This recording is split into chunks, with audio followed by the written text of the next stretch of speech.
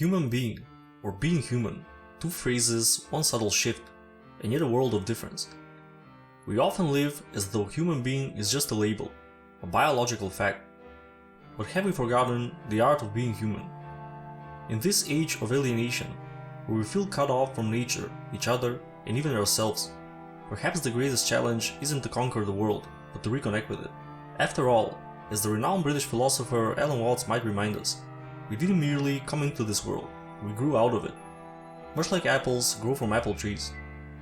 Perhaps the real question isn't about what it means to be a human being, but whether we can rediscover the profound yet simple joy of truly being human.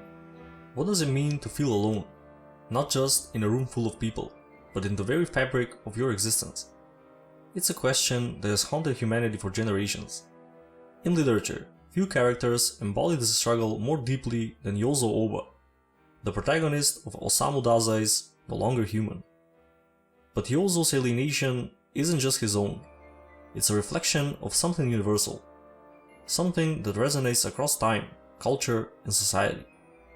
This video isn't just about No Longer Human, it's about alienation itself, what it means, why it happens, and what it says about being human. So buckle up as we unravel the threads of alienation, one existential crisis at a time. Let's begin with Yozo. On the surface, he's a charming, even comedic figure. He performs the role of a clown, masking his inner turmoil with a facade of humor and self-deprecation. But beneath this mask lies a man tormented by his inability to connect with others. Yozo isn't just alienated from society, he's alienated from himself. He describes his life as a series of masks, each one carefully crafted to hide the void within. Consider this line from No Longer Human. I have always found the female of the human species difficult to fathom, and I'm afraid I've never managed to get on well with anybody. It's a brutally honest confession, but it's also deeply tragic. Yozo's alienation is so profound that even the most basic human connections elude him. His relationships, fleeting and often destructive, mirror his internal chaos. He's a man drowning in his own mind, unable to find solid ground in a world that feels incomprehensible. And while Yozo's story is uniquely his own, it's impossible not to see shades of our own struggles in his plight. Yozo's story might be set in post-war Japan, but his feelings of alienation are strikingly modern. Think about the world we live in today. Social media promises connection but often delivers isolation. We curate our lives, presenting an idealized version of ourselves, while secretly battling loneliness and insecurity. The more connected we are digitally, the more disconnected we seem to feel in real life. Then there's the relentless pressure of individualism. Modern society tells us to chase dreams, be our authentic selves, and crave out unique identities. But what happens when we fall short of these expectations? When the gap between who we are and who we're supposed to be becomes too wide to bridge? Alienation creeps in, just as it did for Yozo. We're also living in a world of contradictions. On one hand, we're told to stand out, to be different. On the other hand, we're pressured to conform to societal norms and expectations. It's a double bind that leaves many of us feeling trapped, much like Yozo in his endless performance of roles. Now let's broaden the lens. Alienation isn't just a personal experience. It's a philosophical and societal phenomenon. Thinkers like Jean-Paul Sartre, Karl Marx, and Albert Camus have all grappled with the concept in different ways. Sartre, for instance, saw alienation as a byproduct of freedom. In his view, we're condemned to be free, burdened by the responsibility of choosing our own paths in an indifferent universe. This freedom can be exhilarating, but it's also isolating. Sartre's famous line, "Hell is other people," captures the tension between our desire for connection and our fear of losing ourselves in the process. Marx, on the other hand, approached alienation from a societal perspective.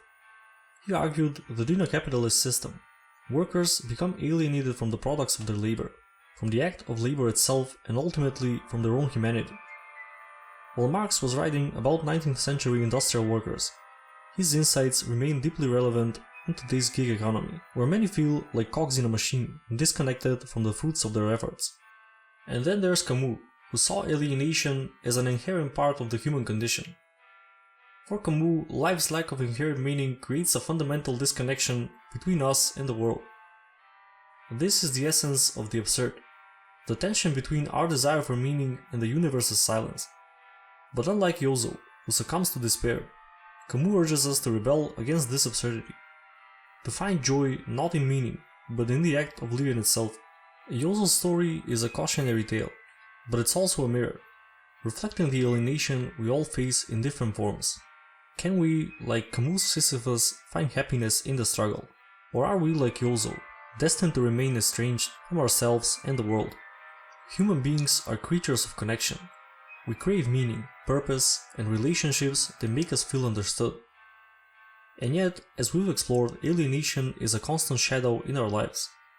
Whether it stems from society, philosophy, or even within ourselves, the question remains: is alienation something to fight against or something to embrace? Alienation isn't inherently bad. In fact, it's often a sign of something within us that refuses to conform, that a part of our humanity is rebelling against artificial constraints. It's a signal, not a sentence. And understanding this shift is key to transforming alienation from a source of despair into a tool for growth. If alienation is a signal, what is it trying to tell us? This is where philosophy becomes our ally. Camus famously said, "The only way to deal with an unfree world is to become so absolutely free that your very existence is an act of rebellion." For Camus, the absurdity of life isn't a dead end. It's an invitation to live authentically. Alienation then becomes a gateway to freedom, a chance to reject imposed meanings and create our own. But Camus isn't the only thinker who reframes alienation. Existentialist philosopher Martin Heidegger offers another perspective. Heidegger saw alienation as a symptom of living inauthentically, of losing touch with what he called being in the world. To overcome this, he urged us to confront our mortality and embrace the finite nature of life. In doing so, we can reconnect with a more genuine sense of self and purpose. The key is to balance introspection with action, to use our awareness of alienation as a catalyst for change rather than a source of despair. Alienation at its core is a reminder of our humanity. It's the tension between who we are and who we're meant to be. It's the gap between our desires and the world's indifference, and it's the space where growth happens. Alan Watts once said, "You are an aperture through which the universe is looking at and exploring itself." This perspective shifts the focus from alienation as a problem to alienation as a process. It's not about erasing the gap, it's about learning to live within it. Yozo Oba may have succumbed to his alienation, but his story doesn't have to be ours. By embracing the discomfort of alienation, we can use it as a bridge rather than a barrier. We can reconnect with nature, with others, and most importantly, with ourselves. After all, to be human isn't just to exist, it's to participate, to feel, to create, and to grow. The question isn't whether alienation can be eradicated, it's whether we can transform it into something meaningful. Yozo's journey in The Longer Human serves both as a warning and an invitation. A warning about the dangers of unchecked alienation, and an invitation to confront our own. Because when we do, we might just find that alienation isn't the end of the story. It's the beginning of something deeper, something profoundly human. And that's the paradox of alienation. It isolates us, but it also has the potential to connect us, to ourselves, to each other, and to the world. So let's not fear alienation, let's face it, understand it, and maybe even embrace it. After all, in the words of Camus, in the midst of winter, I found there was, within me, an invincible summer.